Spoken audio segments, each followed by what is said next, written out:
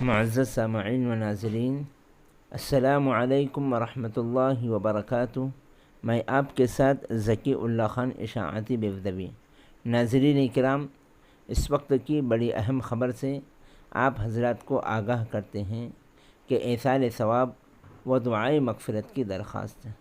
محترمین و مکرمین حضرات گرامی، نہایت افسوس کے ساتھ یہ اطلاع دی جاتی ہے کہ بھیونڈی شہر کے مشہور و معروف عالم دین حضرت مولانا مفتی سید حذیفہ صاحب قاسمی، ناظم تنظیم جمعیت علماء مہاراشٹر کی اہلیہ محترمہ کا بتاریخ 29 جولائی 2021 بروز جمعرات کو ہارٹ اٹیک کی وجہ سے انتقال ہو گیا۔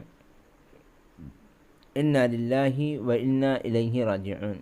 مرحومہ نیک دیندار صوم و صلاۃ کی پابند تھیں۔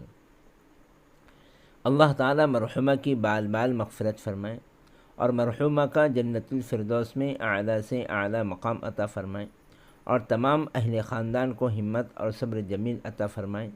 اس موقع پر یہ حقیر اور دارالعلوم سنوری کا عملہ حضرت مولانا مفتی سید حذیفہ صاحب قاسمی اور مرحومہ کے تمام اہل خاندان کے غم میں برابر کے شریک ہیں اور ان کی خدمت میں تعزیت مسنونہ پیش کرتے ہیں۔